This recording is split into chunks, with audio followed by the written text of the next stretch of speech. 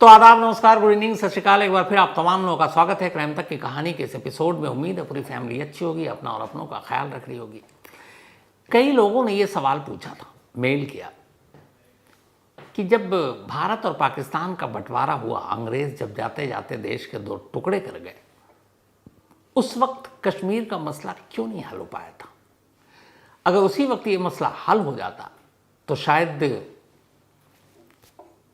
फिर आतंकवाद या भारत को इस तरीके से लहूलुहान करने की पड़ोसी पाकिस्तान की ये साजिश शायद न होती, ना ऐसा कुछ होता। तो ऐसा क्यों हुआ? तो ऐसा नहीं है, इसमें दो चीज़ें थी। आज मैं आपको पूरे कश्मीर पाकिस्तान की आंखों में हमेशा क्यों खटकता है, क्या वजह है, और पाकिस्तान की एक गलतफहमी और उस वक्त मोहम्मद अली जिन्ना जो पाकिस्तान में कायदे आज़म कहा जाता है, उनकी एक गलतफहमी कैसे आज भी 78 सालों के बाद कश्मीर और कश्मीर के साथ भारत को हमेशा लहूलुहान करता रहा है। आज यही कहानी है। अंग्रेज चले तो गए, लेकिन आसानी से तो गए नहीं, और उनकी हमेशा हर जगह पे ये एक पॉलिटिक्स रही है, फूट करो और मतलब फूट डालो और राज करो। आप उठाकर ये फ़लस्तीन और इजराइल वाला भी देख लीजिए। 48 में जब वो गए हमसे 1 साल बाद, तो वहाँ भी उन्होंने ऐसे टुकड़े कर दिए, एक इजराइल बना दिया, एक फ़लस्तीन। तो जब बंटवारा हुआ तो बंटवारे का जो फार्मूला था वो यही था कि जो मुस्लिम बहुल आबादी है वो वाला इलाका पाकिस्तान की तरफ जाए, जो हिंदू बहुल आबादी है वो हिंदुस्तान की तरफ रहे। धीरे धीरे करके बाकी सारे स्टेट्स लोग बैठे, बंटवारा होता गया, हिंदुस्तान पाकिस्तान की तरफ नक्शे खींचते गए, लकीरें खिंचती गई। अब बात आई कश्मीर की। कश्मीर अकेला उस वक्त स्टेट नहीं था जो आज़ाद था। बहुत सारे देश हमारे राज्य थे तब, अलग अलग वहाँ पे रियासत चल रही थी। हरी सिंह हुआ करते थे कश्मीर के राजा, और कश्मीर में 70% पॉपुलेशन 1947 में मुस्लिम की थी। मोहम्मद अली जिन्ना को ये गलतफहमी थी कि जिस तरीके से बंटवारा हुआ और रिलीजन के नाम पर हो रहा है, तो कश्मीर 70% मुसलमान यहाँ ऑलरेडी हैं, तो ये आसानी से पाकिस्तान का ही पार्ट हो जाएंगे, इसमें कोई शक ही नहीं है। और इसलिए वो बड़े बेफिक्र थे। कहते हैं कि इसी दौरान में कई सारी बीमारी भी थी मोहम्मद अली जिन्ना को। तो जब ये सब कुछ हो रहा था तो एक बार उन्होंने कहा कि कश्मीर में कुछ दिन मुझे आराम करना है, खूबसूरत जगह है, सांस वास लेने में अच्छा होगा, क्योंकि लंग्स और बाकी चीज़ों की भी प्रॉब्लम थी। लेकिन ये मैसेज जब राजा हरी सिंह तक पहुँचा तो उन्होंने कहा नहीं, मोहम्मद अली जिन्ना यहाँ ना एक टूरिस्ट के तौर पर आ सकते हैं, ना एक मेहमान के तौर पर। उस वक्त बंटवारे की आग थी, कश्मीर एक ज्वलंत मुद्दा था, और जिन्ना के आने से बहुत अलग अलग मैसेज जा सकता था। राजा हरी सिंह ने मना कर दिया। जिन्ना और उनके जितने सलाहकार थे उन्हें भी बड़ा बुरा लगा।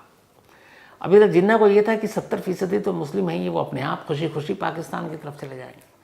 पर राजा हरी सिंह ने कहा ना, हम ना हिंदुस्तान की तरफ जाएंगे ना पाकिस्तान की तरफ, हम एक आज़ाद रहेंगे। यहीं पे मोहम्मद अली जिन्ना को लगा कि सारा प्लान गड़बड़ हो गया, कश्मीर पाकिस्तान से नहीं मिलेगा। और तब कबायलियों के भेस में पहले कबायलियों को भेजा, फिर पाकिस्तानी आर्मी, और कश्मीर पर कब्जे के लिए हमला कर दिया। तो कायदे से उस वक्त इन कबायलियों की जो सूरत थी, आज के दौर में जब कश्मीर पे हमला होता है, आज हम उन्हें आतंकवादी कहते हैं।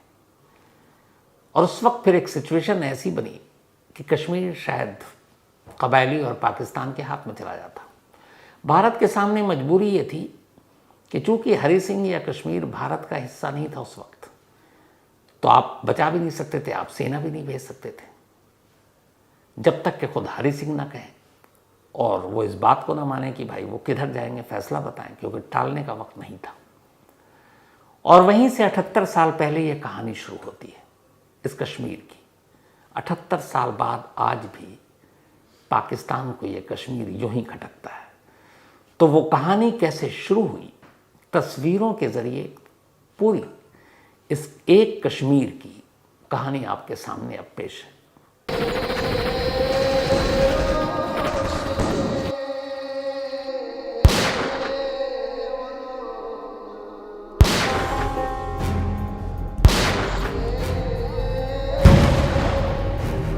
अठहत्तर साल पहले एक कबायली हमला,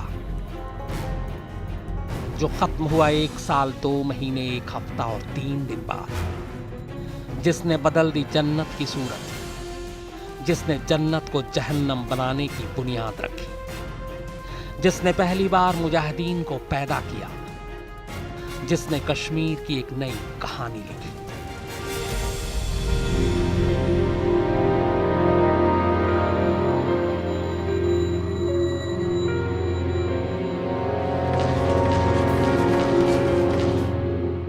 करीब 700 साल पहले जिस गुलिस्तां को शमशुद्दीन शाह मीर ने सींचा था, उनके बाद तमाम नवाबों और राजाओं ने जिसको सजाया संवारा, जिसके आस्तानों और फिजाओं में चिनार और गुलदार की खुशबू तैरती थी, जिसे आगे चलकर जमीन के जन्नत का खिताब मिला, वही कश्मीर एक राजा की नादानी और एक हुक्मरान की मनमानी ने फिजाओं में बारूद का ऐसा जहर खोला जिसकी गंध आज भी कश्मीर में महसूस की जा सकती है।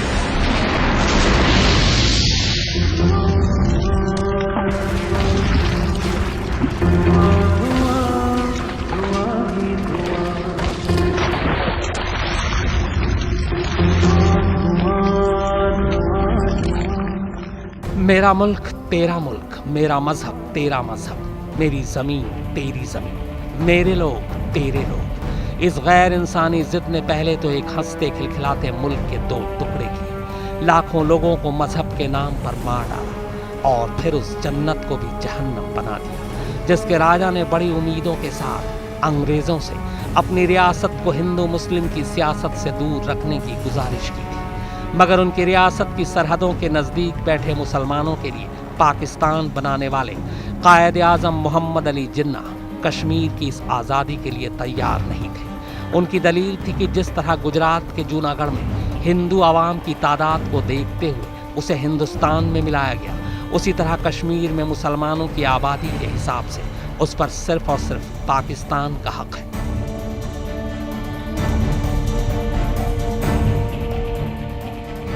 अपनी इसी जिद को मनवाने के लिए जिन्ना ने कश्मीर के महाराजा हरि सिंह पर दबाव बनाना शुरू कर दिया और कश्मीर को जाने वाली तमाम ज़रूरी चीज़ों की सप्लाई बंद कर दी। पाकिस्तान कश्मीर को अपने साथ मिलाने के लिए अब ताकत का इस्तेमाल करने लगा, मगर महाराजा हरि सिंह अभी भी अपने उस फैसले पर कायम थे जो उन्होंने भारत में आखिरी वायसराय लॉर्ड माउंटबेटन को सुनाया था, यानी आज़ाद कश्मीर।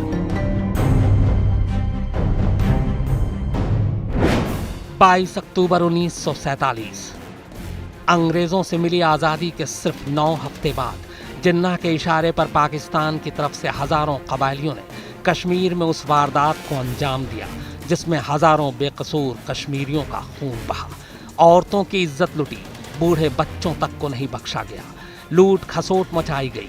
मकसद था कि जैसे भी हो बस कश्मीर पर कब्जा। कबायलियों के बदन पर सेना की वर्दी भले ही नहीं थी, लेकिन हाथों में बंदूकें, मशीन गनें और मोटार थे। साफ था पाकिस्तान ने उन्हें पूरी तैयारी के साथ भेजा था। आतंकवादियों को जोश दिलाने के लिए जिन्ना ने उन्हें मुजाहिदीन का खिताब दिया था। इसी जोश में कबायलियों ने मुजफ्फराबाद और डोमेल शहर के बड़े हिस्से पर कब्जा भी कर लिया और वो श्रीनगर के करीब उरी तक जा पहुंचे। जिन्ना एक तरफ कश्मीर पर हमला करवा रहे थे, वहीं दूसरी तरफ उनके लोग कश्मीर की रियासत में बगावत पैदा करने के लिए मुस्लिम सैनिकों को भड़काने लगे। कश्मीर के जो मुसलमान उन कबायलियों के साथ आए वो तो महफूज रहे, मगर जो खिलाफ थे उन्हें आतंकवादियों ने मौत के घाट उतार दिया। मुल्क का नक्शा बदलने की इस जंग में घाटी खून से लाल हो गई। ये तय हो गया कि कश्मीर को बचाना महाराजा हरि सिंह के लिए नामुमकिन है, मगर इसी बीच जिन्ना के भेजे भाड़े के आतंकवादियों को लूट की लत लग गई और वो जिन्ना के मिशन को छोड़ लूट के मिशन पर जा लगे।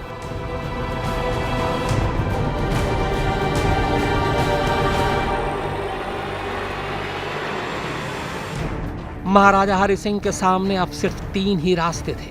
पहला, जो हो रहा है उसे होने दें और अपने हाथों से कश्मीर की रियासत पाकिस्तान को सौंप दें। दूसरा, उन पाकिस्तानी कबायलियों से मुकाबला करें जो नरसंहार पर उतारू थे, हालांकि ये उनके लिए मुमकिन नहीं लग रहा था। और तीसरा और आखिरी रास्ता उनके सामने ये था कि वो भारत से मदद लें और कश्मीर को बचा लें। मगर भारत के साथ मुश्किल ये थी कि तब कश्मीर भारत का हिस्सा नहीं था और ऐसे में भारत सरकार सैन्य कार्रवाई नहीं कर सकती थी। महाराजा हरि सिंह के हिंदुस्तान के साथ जाने के फैसले के फौरन बाद भारतीय सेना ने कश्मीर में मोर्चा खोल दिया। रात के अंधेरे में विमान के जरिए भारत ने वक्त रहते सेना और हथियारों को बिना एटीसी के डायरेक्शन के श्रीनगर में उतार दिया। उस वक्त हमलावर कबायली श्रीनगर से महज 1 मील की दूरी पर थे। लिहाजा भारतीय सेना ने सबसे पहले श्रीनगर के इर्द गिर्द एक सुरक्षा घेरा बनाया। इसके बाद तो जंग की सूरत बदलते देर नहीं लगी।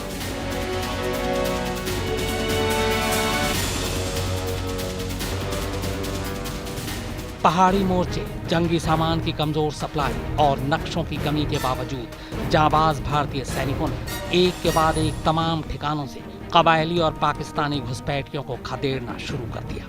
भारतीय सेना के बढ़ते कदमों की धमक ने तब तक कबायलियों के दिलों में दहशत पैदा कर दी थी। उनमें भगदड़ मच चुकी थी। लिहाजा देखते ही देखते सेना ने बारामूला, उरी और उसके आसपास के इलाकों को वापस कबायलियों से अपने कब्जे में ले लिया।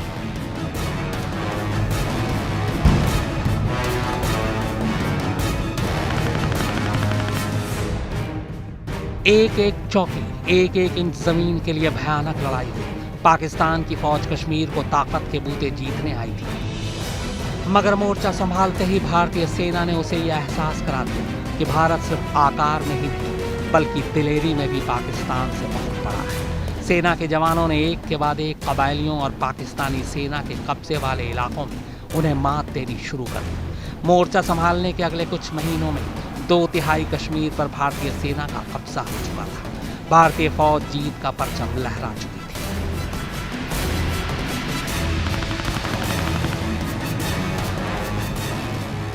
1 साल 2 महीने 1 हफ्ता और 3 दिन चली इस जंग के बाद कश्मीर का मसला संयुक्त राष्ट्र में पहुंचा, जिसके बाद 5 जनवरी 1949 को सीज फायर का ऐलान कर दिया गया। तय हुआ कि सीज फायर के वक्त जो सेनाएं जिस हिस्से में थी उसे ही युद्ध विराम रेखा माना जाए, जिसे आज आसान जुबान में हम सब LOC कहते हैं।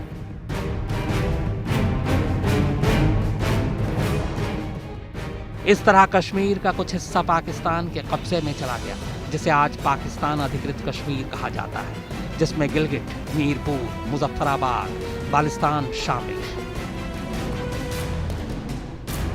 कश्मीर को जख्मी करने वाली इस वारदात को आज करीब 78 साल हो गए, मगर पाकिस्तान अभी भी अपनी हरकतों से बाज नहीं आ रहा। पूरे कश्मीर पर कब्जे के लिए शुरू हुई 1947 से ये जंग आज भी जारी है।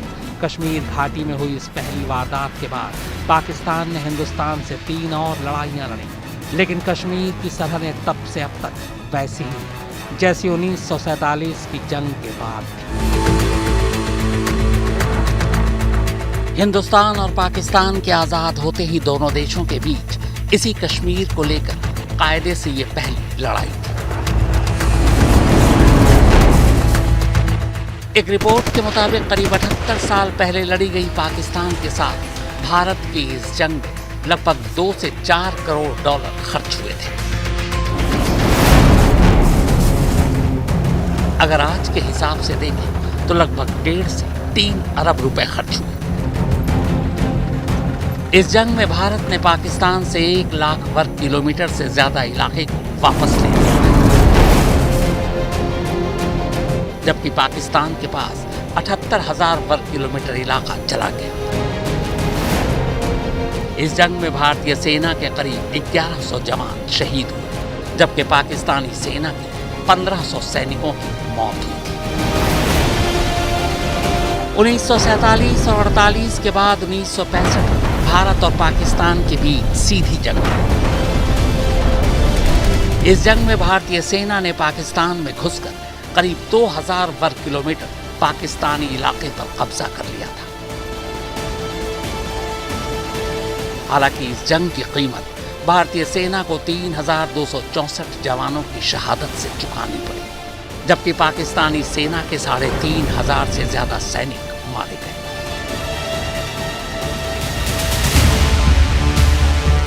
बाद में ताशकंद समझौते के तहत 5 अगस्त 1965 से पहले वाली स्थिति बहाल करनी पड़ी। इसीलिए पाकिस्तान के कब्जे वाले इलाके को भारत को लौटाना पड़ा। एक रिपोर्ट के मुताबिक 65 की इस जंग में भारत के लगभग 20 से 30 करोड़ डॉलर खर्च हुए थे, जबकि पाकिस्तान 50 करोड़ डॉलर खर्च हुए। भारत और पाकिस्तान के बीच 1971 में तीसरी जंग हुई। यही वो जंग थी जिसमें पाकिस्तान के 2 टुकड़े हुए। ईस्ट पाकिस्तान का टुकड़ा एक नया देश बांग्लादेश बना।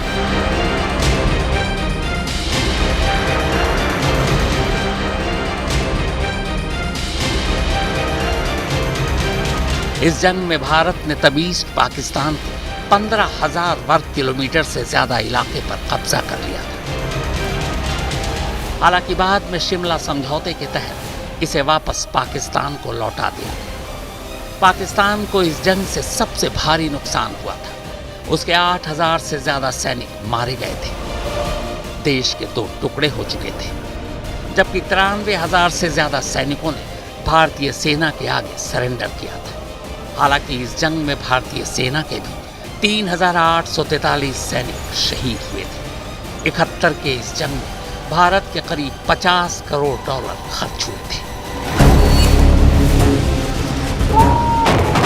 भारत और पाकिस्तान के बीच चौथी जंग 1999 में हुई, जिसे हम और आप करगिल युद्ध के नाम से जानते हैं। भारत के करीब 1.5 अरब डॉलर खर्च हो गए। ऐसा इसलिए हुआ क्योंकि ये जंग ऊंचाई पर लड़ी गई थी। वहां तक सैनिक रसद, हथियार और बाकी जंगी साजो सामान भेजना बेहद खर्चीला था।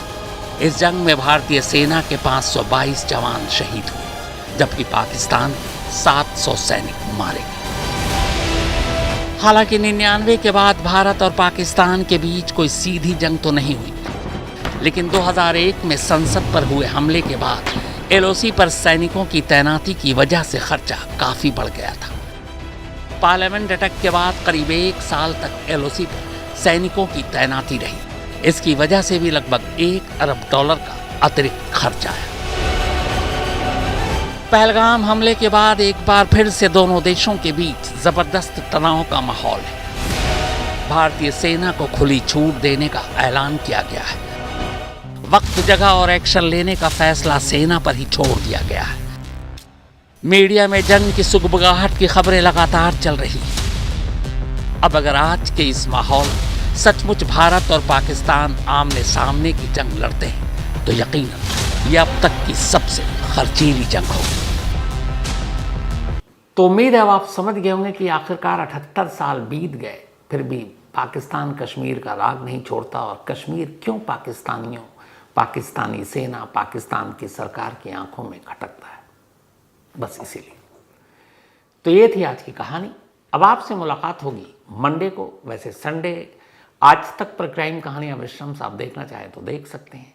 कहानी में मुलाकात होगी मंडे को किसी नई कहानी के साथ। तब तक अपना और अपनों का ख्याल रखिएगा। Thank you very much.